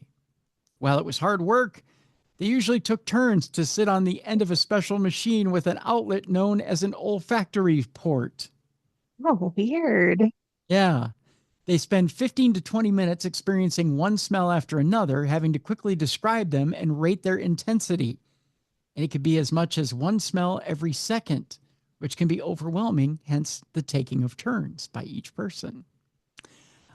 She was more excited at the prospect of discovering something new than nervous about what it would be like to smell these ancient bodies. However, you'd be forgiven for thinking that these odors would not be agreeable. From the accounts of archaeologists to movies such as The Mummy, mummified bodies are associated with foul smells. Yet surprisingly, here's the payoff, Jess, The smells were quite pleasant. Oh, I'm surprised. Yeah. The sniff team's descriptions included woody, floral, sweet, spicy, stale, and resin like. Hmm. Yeah. She says that we were able to identify ancient embalming ingredients, including conifer oils, frankincense, myrrh, and cinnamon, I suppose that would smell good. Yeah. like a big potpourri. Yeah. Yeah. Well, in that case, put them in a dish and let's put them on the back of the toilet. Just saying. She said we also identified degraded animal fats used in the mummification process, the human remains themselves, and both synthetic pesticides and benign plant based pest oils that had more recently been used by the museum for preservation. Fascinating. I would have thought it was more of like a stinky cheese meets the inside of my dirty slippers smell. Ew. She says bodies in display cases had a stronger scent than those in storage, but none was as strong as, say, a perfume. Surprisingly, one smelled distinctly of black tea. When Oh, you wow. Yeah, when you smell a body from a millennia ago, you certainly don't expect to be transported back to your kitchen. The other sniffers agreed about the tea smell, and we later established that the source was probably a chemical called cryophyllene. Interesting. So there you go. They're working on That's fascinating. they're working on other mummified bodies now, but um yeah, but that's essentially what a mummy smells like. Huh. I hope somebody smells me when I die. You may have some takers that are listening to this podcast right now, Jess. I'm just saying. I mean, don't kill me to smell me. I'm just saying, Yeah, yeah. No, no. 100,000 years from now. Yeah, yeah. Take a whiff of you. Yeah, just saying. We'll put that request in for you. This next story has to do with a bizarre real life flying car that can fly right over the top of traffic jams. I actually have a picture here for you to see. Okay. It looks kind of funky. Look at that. Oh my gosh. Is that real? That's real. No way. Look at that. Huh, that's like 5 feet off the ground. Yeah. Coming to a vehicle showroom near you. I'm not going to be driving it. I can tell you that. This remarkable aerial vehicle is capable of driving on the road and then taking off into the wild blue yonder. It seems that companies have been vowing to deliver on the promise of flying cars for decades now. We thought we would have had it by now. But the latest prototype by, I believe it's Aleph Aeronautics, is perhaps the closest thing that we've had to the real deal so far. The car certainly looks unusual, almost like something out of a 1960s Jerry Anderson TV series, with an all-black design and centralized cockpit where the driver and passengers will be situated. The first footage of it in action, which we'll have a link to it in the description of this program, so you can click on it and see it for yourself, was released recently, and it does look quite impressive. While previous videos exist of cars driving and using a runway to take off, videos of tethered flights and eVTOL flying taxis taking off, this is the first publicly released video of a car driving and taking off vertically. So it just lifts off the ground, Jess, and then boom. That's wild. Like the Jetsons. Yeah, just like we imagined. Yep. According to CEO Jim Duchovny, the car's controls take a mere 15 minutes to learn. That's it. Just 15 minutes and you can drive a flying car. This drive and flight test represents an important proof of technology in a real-world city environment, he said. We hope it will be a moment similar to the Wright brothers Kitty Hawk video, proving to humanity that new transportation is possible. But is the vehicle truly a car? That's what they want to know. While it can drive and act like a car on the road, in the air it operates more like a drone with a series of 8 propellers providing lift and steering. Tell you what, we'll put the video up in the description of this program, and you can decide, is it a car or a drone when you're flying? Yeah. What do you think? I think it's a little more drone than car. Yeah, I think so too. It's a drone you can ride in. That's right. It's a drone with wheels. Yeah. but it's still fun. Yeah. Super cool. Yeah, that's for sure. Our next mystery has to do with this camper right here in France. Just take a look at how this guy ended up like Oh, that, no, that defies gravity. doesn't it? It's like at an angle. Looks like it's not quite done falling over. Right. Like it almost made it upside down. That's crazy. Like it tried to do with that, what that airplane did in Toronto by going completely upside down, but didn't quite make it. Like it's Yep. almost on its roof, but not quite. Stuck midair. Yep. Police in Western France were left scratching their heads when they were called out to attend the scene. Uh, the bizarre spectacle, which was photographed by police officers near the city of Saint-Malo at the weekend, saw the camper van not only turned upside down, but somehow suspended partially in the air with its front end stuck in a ditch and its rear end resting against overhead cables. The spectacular accident occurred this afternoon at the commune of Saint-Melois de Onde, I believe. Onde, yeah. The police department wrote on Facebook, driver and passengers not present. If they read this or read us, we sincerely hope they are well. We suspect intercession of the saint in question, they said. According to witnesses, the driver and two other people had fled the scene after the accident. Exactly how the vehicle ended up in such a ridiculous position remains unclear. The driver of the tow truck, who was called out to retrieve the camper van, couldn't believe his eyes. I've never, ever seen anything like it in my 22-year career, he was quoted as saying. Investigations remain ongoing as far as that's concerned. One more story here, and then we have our palate cleanser for today, and we're done for the day. A weird optical illusion shows what looks like small dinosaurs in Guatemala. Now, if I were to show you this picture, Jess, you would tell me that's what kind of dinosaur? Oh, oh, I can't think of the name of it, but the one that gets giant and has big feet and a long neck. Oh my God, what's it called? That look like a stegosaurus or a Thank you. My son would be so ashamed of me. but it looks like a little stegosaurus or It yeah, does. yeah. Like they're out there roaming in the countryside, like little tiny stegosauruses. Adorable. The viral clip shows what appears to be long-necked dinosaurs roaming around next to some ruins. These days, you can never quite believe what you see, especially online, which is why the short viral video, which recently racked up over 2 million views, requires more than a brief glance to fully appreciate. It was filmed next to some ruins in Guatemala, and it shows a number of small creatures roaming around in the grass. Now, what makes it weird, however, is the fact that these creatures, with their long curved necks, bear an uncanny resemblance to, oh, it's a brachiosaur, Oh, not a okay. stegosaur. It's a brachiosaur. Your son would be Remember my disappointed dad. in you too. I mean, we're just both disappointments to him right now.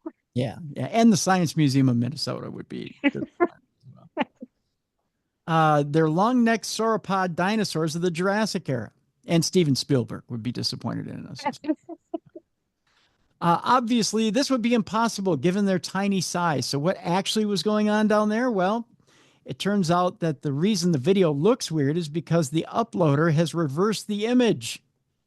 In actual fact, the video shows more than a group of Cotis, which is a small type of mammal roaming around on the grass with their tails in the air.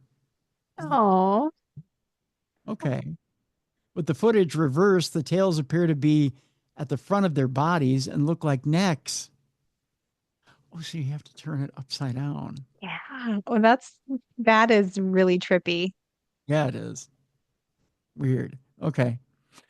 Um, it's a neat and simple illusion, and one that has certainly managed to attract a lot of attention online. I tell you what, we'll post this video itself too, so you can check that out.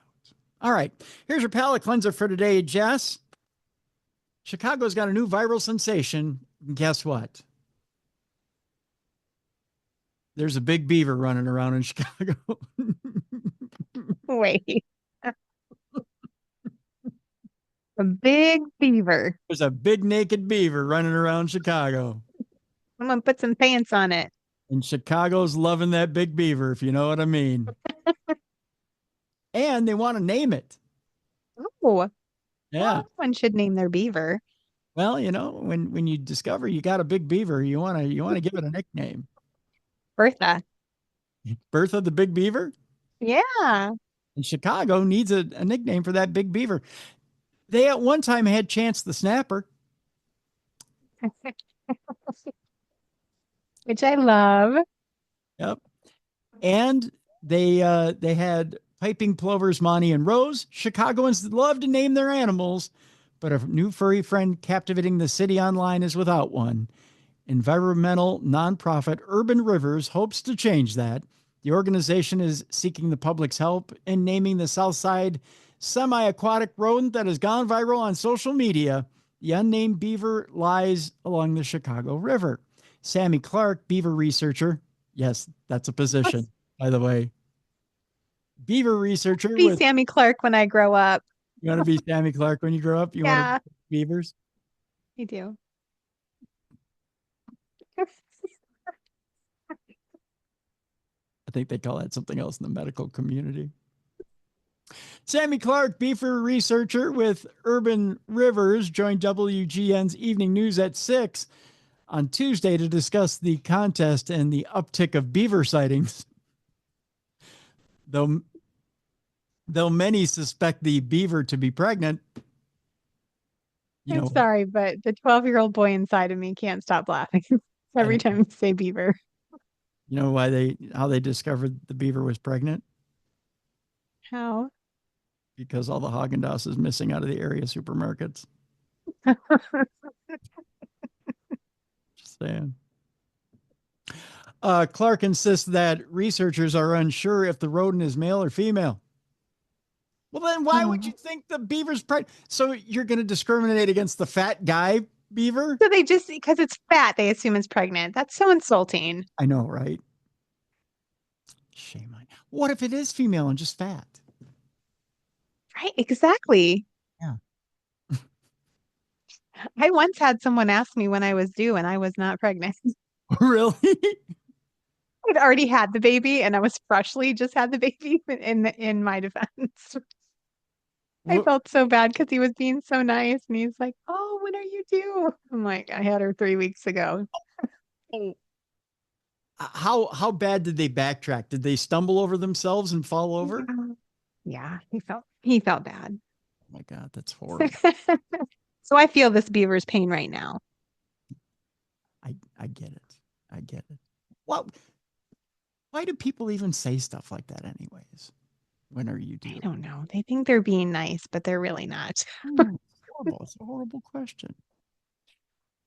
Seeing this individual looking so plump, especially this time of year, gives us hope that it could be the female. It says that it could be the female pregnant again, Clark said. Oh, look at Clark is all happy. By the way, I have a picture of our plump little beaver right here.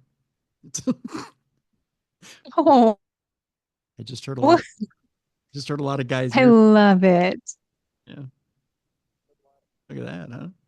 It's the first time I've ever shown my beaver on camera. There it is, right there. Well, I'm glad I get to witness this. Yeah, well, for you, Jess, anything. A beaver has gone viral on social media in Chicago. The public's being asked to name it. Oh, that's the. There you go. I'm just read you the caption under the thing. Beaver juveniles stay with their parents for up to 2 years. Just figured Clark would let you know that. They told that to WGN's Ray Cortopassi.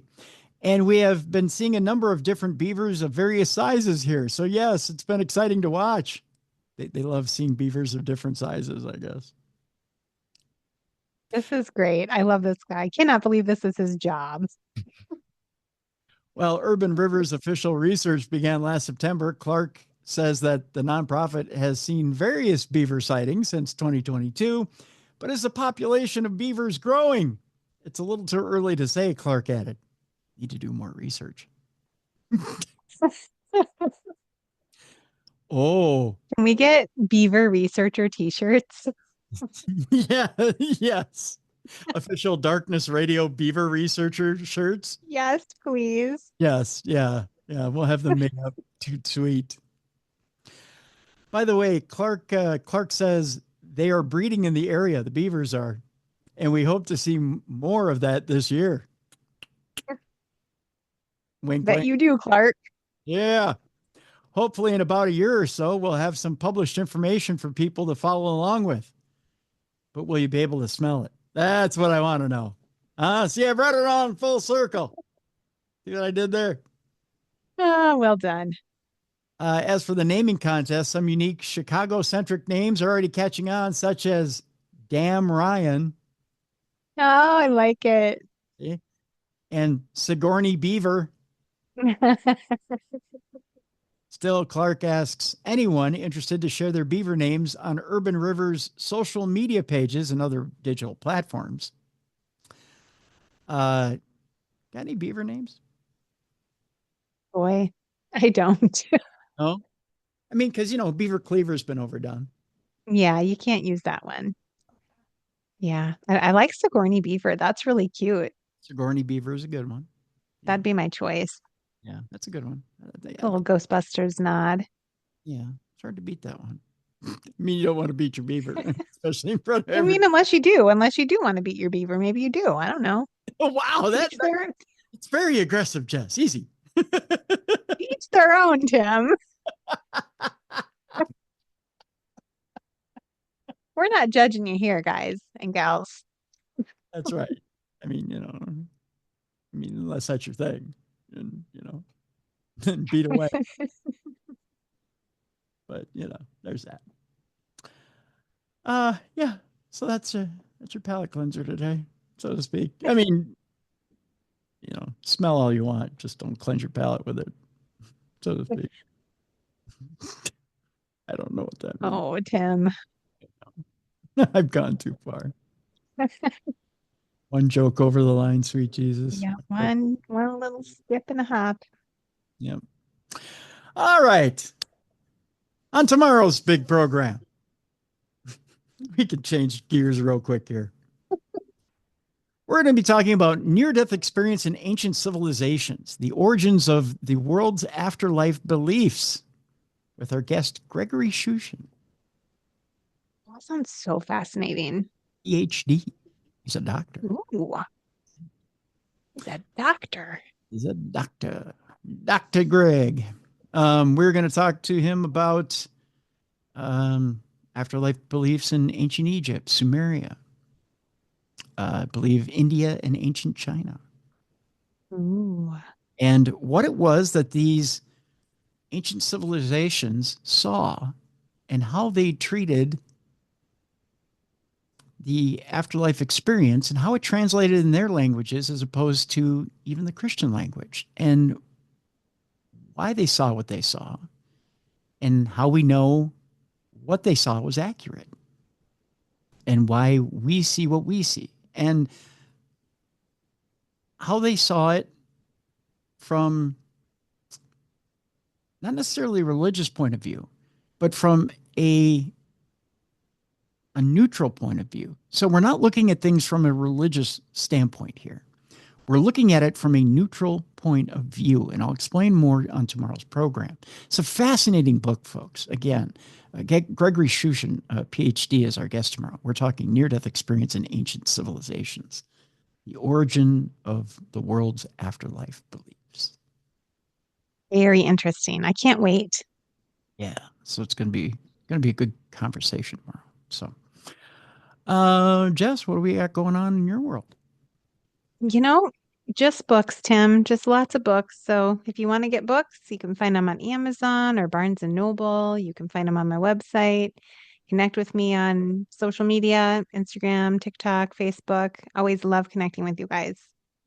Very good. Very good. All right. All right. So a couple of notes for you. Missouri Paracons this weekend. I'll be out at Missouri Paracon in Kansas City. Come see me if you're in the area. Come say hi. I'll shake some babies and kiss some hands. There's that. There are day passes available. Be sure to check the Missouri Paracon website. I think I can still put up a link for you if you want to check that link at darknessradioshow.com. But please come out to Missouri Paracon this weekend. Say hi. Let's see. What else? Oh, yes. Check out darknessradioshow.com as well for the store. New stuff in the store. Be sure to check that out. The Apple app, please, if you don't have a place where you're regularly subscribed to the show, check out the Darkness Radio Apple app. If you have an iPhone, if you have an iPad, however you're listening to the show on Apple, and you want a regular place to subscribe and get your downloads, use the Darkness Radio app. We encourage you to use the Darkness Radio app. It's a wonderful app. Also, if you're listening to this show on audio and you'd like to see the video of the show, we make reference to the video a lot. You're not quite clear as to where to get the video. We're the original Darkness Radio on YouTube. You can either subscribe to us on YouTube, and we'd like you to do that as well. Subscribe to us on YouTube. Or if you're having a hard time finding us on YouTube, simply go to darknessradioshow.com and click on videos. You'll find us there. You'll find the latest video there, or just go to the episode that you're listening to right now on darknessradioshow.com. The audio and video is right there on that episode, right there together. And click on the video. It'll take you to the YouTube page. Like and subscribe the video. You're on your way. So we'd appreciate it if you do both. So thank you so much, folks. We appreciate you listening. We encourage you, if you like the shows and you like what you're hearing, to tell a friend, tell a neighbor, tell a phone, however this thing goes, and keep the word going about Darkness Radio. So we appreciate it. So I think it's going to do it, Jess. I think we're done for today. That was a good one. I had fun. Yeah, it was a good time. I got to get that smell-o-vision thing out of my head, but other than that, I think we're ready to go for today. So again, Gregory Shushin tomorrow on the big program, near-death experiences in ancient civilizations. You got that coming up tomorrow on the big show. For Jessica Freeburg, I'm Tim Dennis. Thank you so much for listening and watching the best in paranormal programming. This is Darkness Radio. For more audio and video archives of the show, intriguing content, and cool swag, check out darknessradioshow.com. The executive producer of Darkness Radio is Troy Palmer. If you liked today's program, make sure you like and subscribe. Thank you for watching. And be sure to join us tomorrow for Dr. Gregory Shushan and near-death experiences in ancient civilizations.